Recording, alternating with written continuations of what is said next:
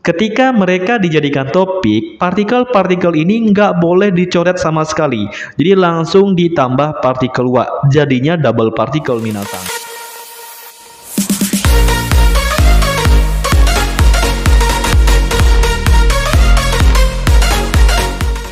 Minasang konnichiwa. Magi Sensei desu. Hari ini kita masuk pertemuan ketiga ya minasang. Jadi hari ini kita masuk materi N4 lagi. Jadi bahasa Jepang level N4.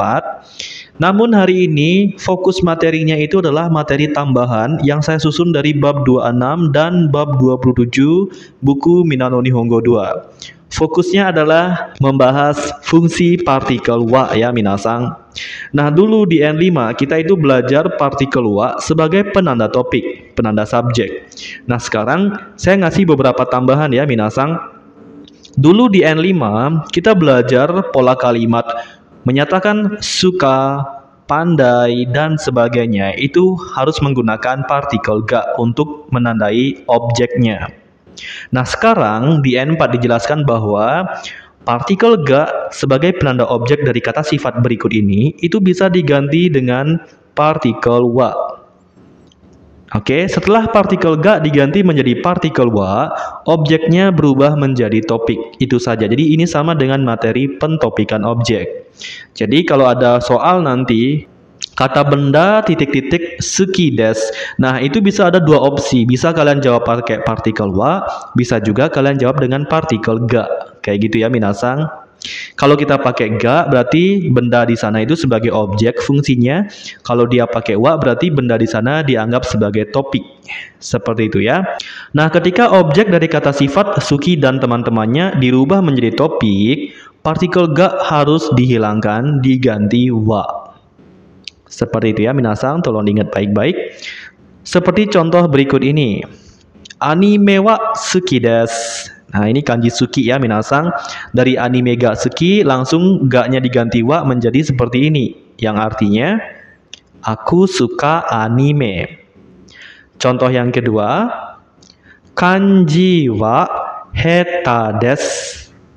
Dulu kan kita belajarnya kanji ga heta, sekarang bisa dipakai partikel wa. Seperti ini jadinya. Yang bisa diartikan, aku tidak pintar kanji. Kayak gitu ya. Seperti itu ya minasang. Jadi di sini saya ingin menekankan bagi kalian bahwa Suki, Kirai, dan teman-temannya bisa menggunakan partikel wa. Kalau dia pakai wa berarti bendanya itu dianggap sebagai topik ya minasang. Nah sekarang kita lanjut ke fungsi partikel wa selain sebagai penanda topik. Oke, jadi partikel wa selain sebagai penanda topik, dia juga bisa digunakan ketika menyatakan perbandingan yang berlawanan atau perbandingan yang kontras. Maksudnya gimana? Contohnya, hiragana bisa baca, tapi kanji nggak bisa. Jadi ada konteks bisa sama tidak bisa. Contoh lainnya, daging aku suka, tapi sayur aku nggak suka.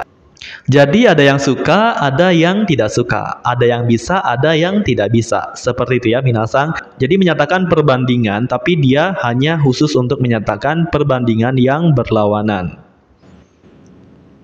Seperti itu ya minasang. Untuk polanya seperti ini. Awa nani-nani masu ga, bi wa nani-nani maseng. Nah, jadi di sini saya kasih bentuk yang positif 1, negatif 1. Nggak harus positif negatif minasang. Intinya katanya itu harus berlawanan. Kayak gitu ya. Kalau suka jadinya tidak suka. Bisa jadinya tidak bisa. Kayak gitu ya. Sibuk lawannya senggang. Intinya yang berlawanan. Nggak harus positif negatif. Kayak gitu ya minasang. Nah di tengah-tengah kalimatnya itu bisa kalian tambahin partikel ga atau kata sambung demo yang menyatakan artian tetapi.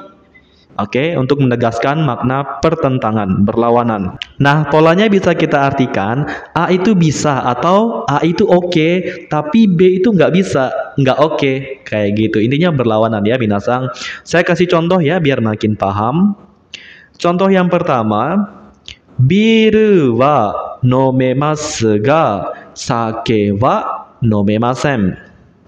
Nomemas ini pola potensial di bab 27 ya minasang. Dari kata nomimas minum, ketika dirubah menjadi nomemas artinya bisa minum. Sehingga bisa diartikan Bir aku bisa minum, tapi sake nggak bisa minum. Jadi ada yang dibandingkan di sini dan menyatakan perbandingan yang berlawanan, bisa sama tidak bisa. Bir bisa minum, tapi sake nggak bisa. Oke, contoh yang kedua, kyou wa hima desu ga ashita wa isogashii desu. Nah, kayak gitu minasan. Yang dibandingkan di sini adalah hari ini dan besoknya ya minasan. Jadi hari ini itu senggang tapi besok sibuk. Nah kayak gitu ya minasan. Pada contoh yang pertama yang dibandingkan ini adalah bir sama sakenya. Kalau bir aku bisa, kalau sake nggak bisa. Sedangkan di contoh yang kedua yang dibandingkan adalah hari ini dan besok. Hari ini senggang, besok tidak senggang, sama dengan sibuk. Kayak gitu ya minasan. Seperti itu ya minasang. Jadi fungsi partikel wa selain sebagai penanda topik, dia juga bisa digunakan seperti ini. Seperti itu ya minasang. Nah sekarang lanjut, masih sama partikel wa lagi ya minasang. Nah partikel wa ini masih berkaitan dengan penanda topik. Hanya saja ini bukan penanda topik biasa ya minasang. Jadi kalian perlu ingat baik-baik materi ini. Partikel wa apabila dia merubah objek menjadi topik. Jadi kalau partikel objek kan kalau nggak o make ga nanti minasang. Nah ketika objek ini dirubah menjadi topik, dia tinggal ditambah partikel wa dengan catatan o sama ga-nya itu harus dihapus. Jadi langsung kayak tadi kanji ga hetades menjadi kanji wa hetades. Partikel ga-nya sudah dihapus.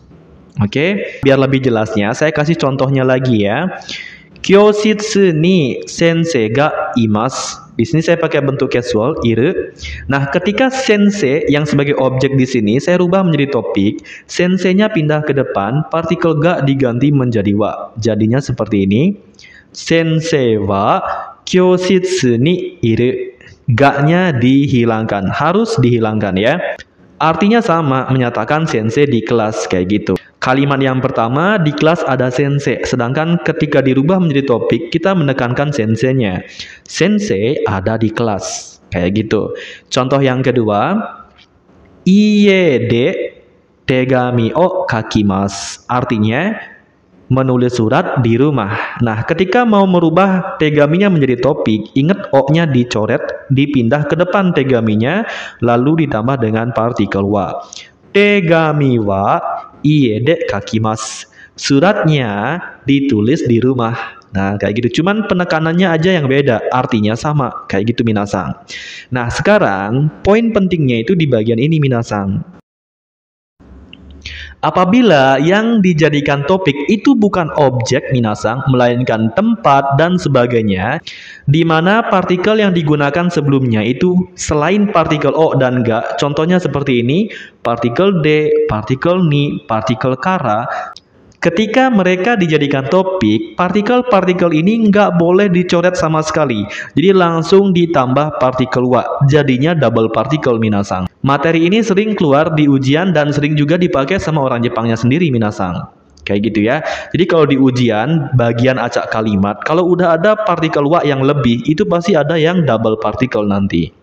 Oke, contohnya seperti ini minasang. Saya pakai contoh yang tadi ya. Kyoshitsu ni sensei ga iru.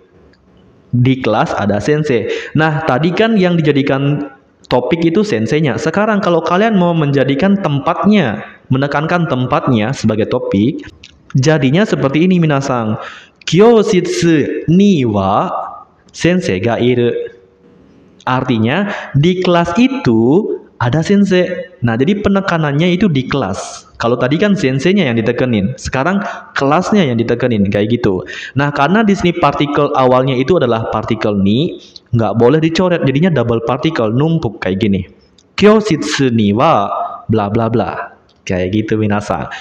Tolong diingat baik-baik bagian ini. Ini sering dipakai, sering juga muncul di ujian, apalagi di bagian acak kalimat level N5 maupun level N4 ya.